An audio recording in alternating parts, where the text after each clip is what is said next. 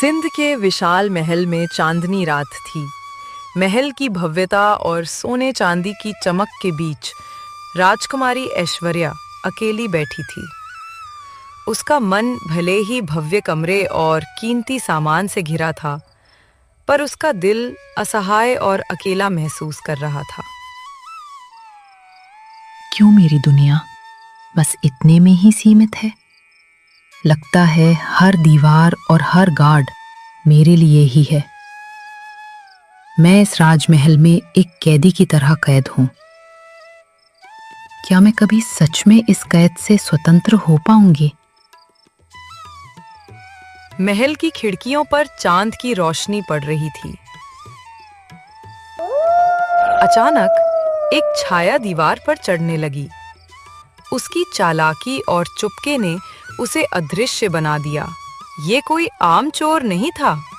ये अढ़ैया नाम का बहुत ही बड़ा चोर था, जो कि पूरे सिंध प्रांत में अपने नाम से प्रसिद्ध था। जो भी राज्य इसका नाम सुनते वो थर-थर कांपने लगते थे। चोर ने महल की एक कमजोर खिड़की से प्रवेश किया। ऐश्वर्या ने तुरंत उसकी उपस्थिति महसूस की। कौन है वहां? मेरा दिल इतनी तेज धड़क रहा है कि कानों में भी महसूस हो रहा है। मैं अढ़ैया हूँ। राजकुमारी नाम सुनते ही डर से कांपने लगी। तभी अढ़ैया चोर राजकुमारी से बोलता है, डरो मत, मैं तुम्हें हानि नहीं पहुंचाऊंगा। बस चुपचाप मेरे पीछे चलो। नहीं, मैं क्यों तुम्हारे साथ चलूं? मुझे नहीं जाना है। मैं अभी शोर मचाती हूं। चोर ने उसका हाथ पकड़ा और उसे धमकाने लगा। राजकुमारी को राजमहल के बाहर लेके जाने लगा।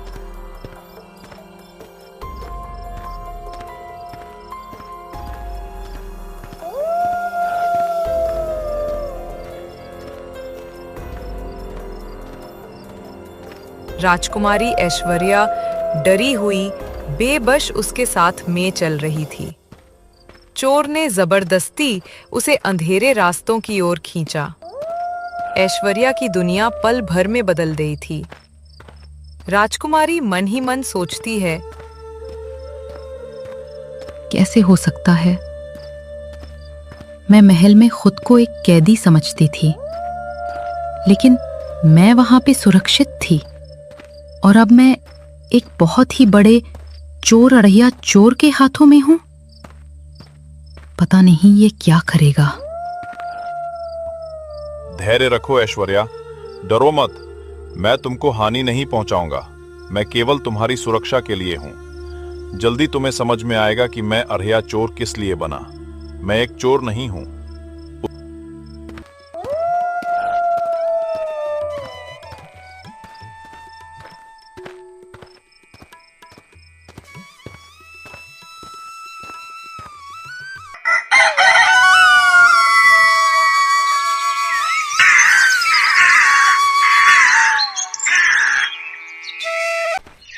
वो दोनों एक सुरक्षित स्थान पे रहने लगे। दिन बीतते गए और ऐश्वर्या को महसूस हुआ कि उसका अपहरण करने वाला चोर केवल क्रूर नहीं, बल्कि उसकी सुरक्षा का ध्यान रखने वाला भी था। कभी-कभी वो इतना नरम और सावधान लगता है कि मुझे विश्वास ही नहीं होता कि यही वो अढ़ैया चोर है, जिसका नाम सुनते ही किसी भी राज्य के राजा महाराजा डर के मारे कांपने लगते थे, और जिसने मुझे अपने नाम से डरा के मेरा अपहरण किया था। अढ़ैया मन ही मन सोचता है,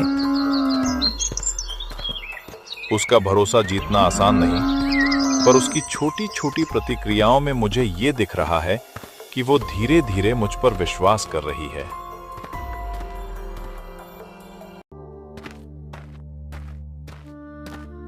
अढ़ैया ने ऐश्वर्या को एक छोटे गांव में सुरक्षित रखा। हर दिन वो उसके लिए खाना और पानी लाता और छोटी मदद करता। धीरे धीरे ऐश्वर्या को लगने लगा कि उसके डर के बीच अब सुकून भी है।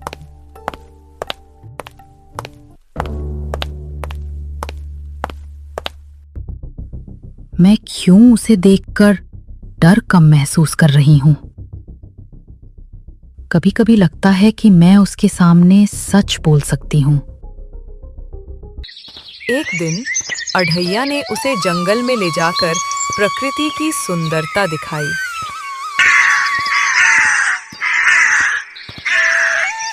देखो ऐश्वर्या, ये दुनिया केवल डर और दुख से भरी नहीं। मैं चाहता हूं कि तुम ये देखो और महसूस करो कि मैं केवल खतरे वाला नहीं हूं। मैं उसे देख रही हूं और मेरी धड़कन तेज हो रही है। क्या ये प्यार है? पर मैं कैसे किसी चोर से प्यार कर सकती हूं जो कि अपने नाम से विख्यात है?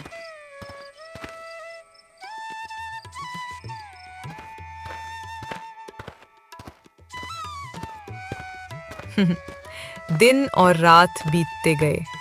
छोटे पल, छोटे वार्तालाप और मदद के क्षण दोनों के बीच विश्वास और प्यार की नींव डाल रहे थे।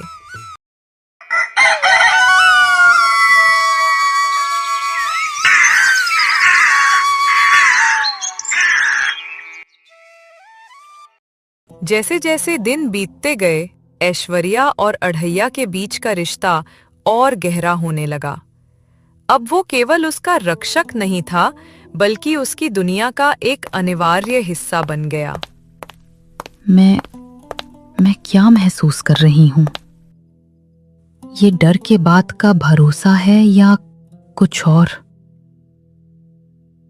कभी कभी लगता है कि मैं उसके बिना एक पल भी नहीं रह सकती, पर मन कहता है ये केवल भ्रम है, क्योंकि वो तो चोर है।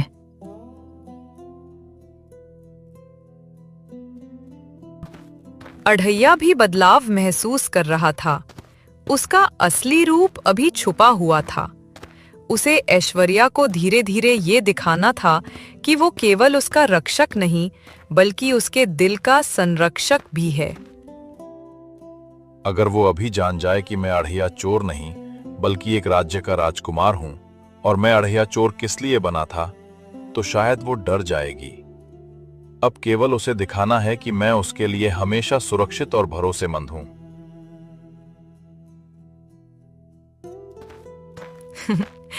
एक दिन अढ़ैया ने ऐश्वर्या को झील के किनारे ले जाकर सूर्यास्त का दृश्य दिखाया। लाल और सुनहरी रोशनी झील पर चमक रही थी और हवा में हल्की ठंडक थी। ऐश्वर्या अपने मन ही मन सोचती है, ये जगह कितनी सुंदर है, पर मेरी नजरें केवल उस पर टिक गई हैं। उसका हर स्वर, हर मुस्कान मुझे सुकून दे रहा है। ये कैसी भावना है?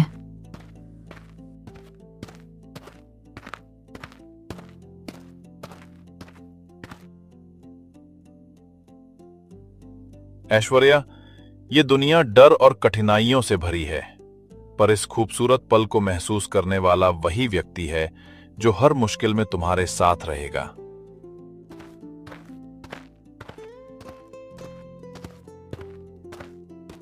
उसकी बातों में सच्चाई है, पर मैं अभी भी नहीं जानती कि उसके ऊपर पूरी तरह विश्वास कर सकती हूं। दिन और रात बीतते गए। छोटे पल, साथ खाना, जंगल में सैर, बारिश में भीगना, धीरे धीरे उनके बीच प्यार की नींव डाल रहे थे। वो अब धीरे धीरे मेरी भावनाओं को समझ रही है। उसका डर कम हो रहा है, लेकिन असली परीक्षा अभी बाकी है, मेरी असली पहचान का खुलासा। रात के अंधेरे में झील के किनारे दोनों चुपचाप एक दूसरे को देख रहे थे। प्यार की नरमी और सस्पेंस की काली परत उनके बीच थी। मेरा दिल अब धीरे धीरे उसके करीब जा रहा है। डर कम हुआ और प्यार धीरे धीरे फैल रहा है, पर मैं डरती हूं। अगर ये सब केवल भ्रम निकला तो मेरा दिल टूट जाएगा। पहली बार ऐश्वर्या ने महसूस किया कि उसके डर और क्रोध के बीच अब एक नई भावना उभर रही है, प्यार। और छिपा हुआ चोर राजकुमार का गुप्त रूप अब न केवल उसका रक्षक बल्कि उसके दिल के बहुत करीब था। सप्ताह बीत गए और ऐश्वर्या अब धीरे धीरे चोर के प्रति अपने डर को पूरी तरह से त्याग रही थी, पर उसके मन में अभी भी संदेह की परतें थीं। क्या ये प्यार सच में सच्चा है या केवल छल? कभी कभी मुझे लगता है कि मैं उसे जानती हूँ, उसकी हर बात समझती हूँ, पर उसकी आंखों में अभी भी कोई रहस्य है। क्या वो मुझे पूरा सच बताएगा? एक रात जब चांद पूरी तरह आसमान में था और झील का पानी चांदनी में चमक रहा था, चोर ने ऐश्वर्या को अपने पास बुलाया। उसके हाथ में एक सोने की अंगूठी थी जिस पर पारिवारिक राज चिन्ह उकेरे हुए थे। अब समय आ गया है तुमको सच बताने का। डर है कि तुम्हारा विश्वास टूट जाएगा, पर मैं और इंतजार नहीं कर सकता। ऐश्वर्या, मैं तुमसे सच बताना चाहता हूं। मैं केवल तुम्हारा रक्षक या अर्ह्या चोर नहीं हूं। मैं पोखरा राजघराने का राजकुमार करणवीर सिंह हूं, जिसे तुम नहीं जानती हो। लेकिन मैं तुम्हारे बारे में सब कुछ जान चुका था। मैं तुम्हारे लिए ही कम समय में अपने नाम को इतना प्रसिद्ध किया। तुमको याद होगा, तुम्हारे राज्य में एक बार मेला लगा हुआ था जिसमें मैंने तुमको देखा था। तुमको देख के ऐसा लग रहा था कि तुम एक कैदी हो, ऐसे तुम्हारे ऊपर पाबंदियां लगी हुई थी, जिसको देख के मैंने ठान लिया कि मैं तुमको इस पाबंदियों से मुक्त करवाऊंगा। तभी से मैं अपना राज्य छोड़कर अढ़ैया नाम का चोर बनके मैं चोरी करने लगा। मैं चोरी अपने मित्र राज्य पर नहीं करता था, बल्कि मैं तो अपने शत्रु राज्य में चोरियां करता था। अपने सैनिकों को उनके कैद से मुक्त करा के राजा का लूटा हुआ धन उसकी प्रजा में बांट देता था। क्या? राजकुमार? ये कैसे हो सकता है? क्या ये सब केवल छल था? क्या मैं पूरी तरह मूर्ख बनी हूं? उसका दिल तेजी से धड़कने लगा। उसके भीतर भ्रम, क्रोध और धक्का सब एक साथ उठ रहे थे। नहीं ऐश्वर्या, ये खेल नहीं था। मेरा प्यार सच्चा है। हर पल, हर दिन मैंने केवल तुम्हारे लिए जिया। मेरा राजकुमार होना केवल मेरी पहचान है, पर मेरी भावनाएं हमेशा सच्ची थीं। पर तुमने मुझे पूरी तरह गुमराह किया। अगर मैं जानती कि तुम पोखरा के राजकुमार हो तो मैं क्या महसूस करती? डर, क्रोध, विश्वासघात, सब।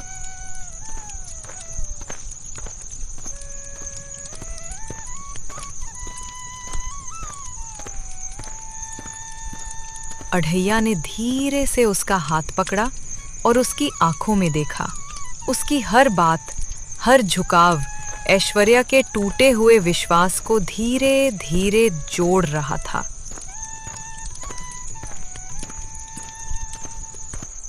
ऐश्वर्या, मैं जानता हूं कि तुम्हारा विश्वास टूट गया, पर मुझे तुम्हें दिखाना है कि मेरे प्यार में कोई छल नहीं है। मैं तुम्हारा रक्षक, साथी और जीवन का भाग बनने आया हूं। केवल समय दो। समय? मैं नहीं जानती कि कितना समय चाहिए। तुम्हारे लिए मेरा दिल अब भी धड़कता है, पर विश्वास करना मुश्किल है। तुम्हारे हर शब्द के पीछे डर और सच की लड़ाई है।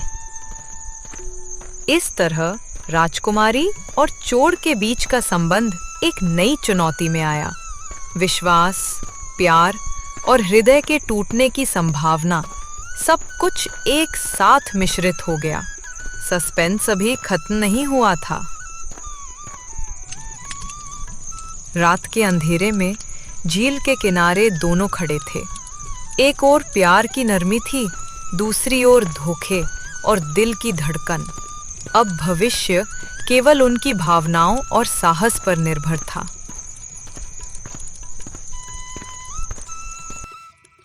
अगले कुछ हफ्तों में ऐश्वर्या ने धीरे धीरे अढ़ैया चोर यानी राजकुमार करणवीर के प्रति अपने दिल की भावनाओं को समझना शुरू किया। उसके भीतर डर और क्रोध की परतें धीरे धीरे पिघल रही थीं। मैं अब महसूस कर सकती हूँ कि उसका हर शब्द, हर मुस्कान सिर्फ मेरे लिए थी। मेरा दिल धीरे धीरे उसके प्यार को स्वीकार कर रहा है, पर मैं डरती हूँ कि कहीं ये सब केवल भ्रम ना निकले। चोर ने ऐश्वर्या के सामने अपनी असली पहचान और जिम्मेदारियों के बारे में धीरे धीरे खुलासा किया। उसने बताया कि वो राजकुमार है, पर उसका कार्य केवल राजकुमारी की सुरक्षा करना और उसके दिल की रक्षा करना था।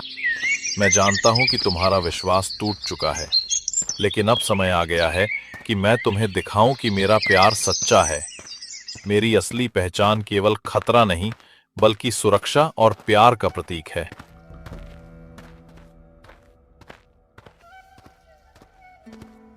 एक दिन उन्होंने जंगल में लंबी सैर की। हवा में ठंडक थी और पेड़ों की सरसराहट हर कदम पर उनकी बातें और भी दिलकश बना रही थी। मैं अब डर कम महसूस कर रही हूँ।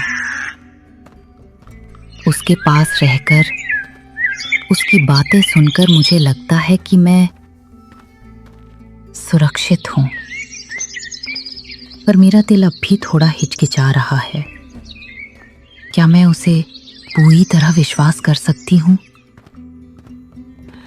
ऐश्वर्या, मैं जानता हूं कि तुम्हारा विश्वास अभी पूरी तरह नहीं बना, पर मैं तुम्हें दिखाना चाहता हूं कि मेरा प्यार सच्चा है। मैं तुम्हारे बिना नहीं रह सकता। तुम्हारी बातें, तुम्हारी नजरों में कुछ ऐसा है जो मुझे विश्वास दिलाता है। शायद मैं अब धीरे धीरे तुम्हारे प्यार को स्वीकार कर सकती हूँ। संध्या का समय था। सूर्यास्त के लाल और सुनहरे रंग झील पर चमक रहे थे। चोर ने अपने हाथों से उसकी हथेली थामी। ऐश्वर्या, अब समय है कि मैं तुम्हें बताऊं कि तुम्हारे बिना मेरा जीवन अधूरा है। मैं केवल तुम्हारा रक्षक नहीं, बल्कि तुम्हारा साथी और जीवन भर का प्यार बनना चाहता हूं। तुम्हारे शब्द, तुम्हारी आंखें, शायद अब मैं अपने डर को पूरी तरह छोड़ सकती हूं। हाँ, शायद मैं तुम्हें अपने दिल से स्वीकार कर सकती हूं। लेकिन तभी एक बाहरी खतरा उभर आया। उनके पीछे एक राजकुमार के दुश्मन का जासूस छिपा हुआ था, जो राजकुमार और राजकुमारी दोनों की सुरक्षा को खतरे में डाल सकता था। जासूस की नजरें उनके हर कदम पर थीं। वो देख रहा था कि राजकुमार और राजकुमारी का प्यार बढ़ रहा है और उसने तय कर लिया कि इसे रोकना होगा, चाहे किसी भी कीमत पर। प्यार की नरमी और विश्वास का निर्माण होने लगा, पर सस्पेंस अब भी जारी था। बाहरी खतरे, राजकुमार की असली पहचान और राजकुमारी के दिल की भावनाएं, सब कुछ मिलकर कहानी को और रोमांचक और भावनात्मक बना रहे थे। अब मुझे पता है कि तुम्हारा प्यार सच है, पर डर अभी भी मेरे भीतर कहीं छुपा है। क्या हम इसे सुरक्षित रख पाएंगे? मैं हर खतरे का सामना करूंगा। ऐश्वर्या, तुम्हारा प्यार और विश्वास मेरी सबसे बड़ी ताकत है। हम किसी भी चुनौती से पार पाएंगे। रात के अंधेरे में जंगल की शांतियों में दोनों खड़े थे। एक ओर प्यार की गर्मी थी, दूसरी ओर खतरे की ठंडी हवा। अब उनकी परीक्षा केवल विश्वास और प्यार की नहीं, बल्कि साहस और धैर्य की भी थी। जंगल की रात थी, चारों तरफ अंधेरा और हल्की चांदनी। राजकुमार और राजकुमारी का प्यार धीरे धीरे पनप रहा था, लेकिन उनके पीछे छिपा खतरा उनकी धड़कनों को भी तेज कर रहा था।